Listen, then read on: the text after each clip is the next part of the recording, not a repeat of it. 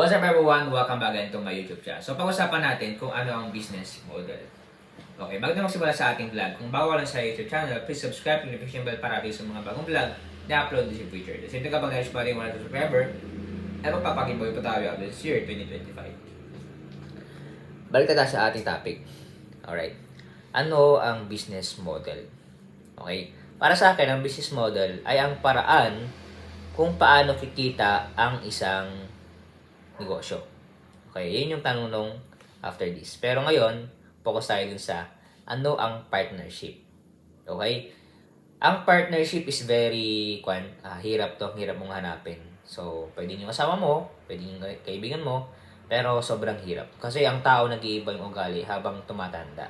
Okay? Pero, still, we pray that. Okay? Sa akin, ang partnership ay isang uri ng negosyo na may dalawa o higit pang may-ari ng corporation or business. If you want to buy this book, please click the Facebook page link. Okay, click the Facebook page sa description. Message lang po kayo. Okay, pag-pray mo yung partner mo kasi delikado yan. Alright, thank you so much for watching. God bless.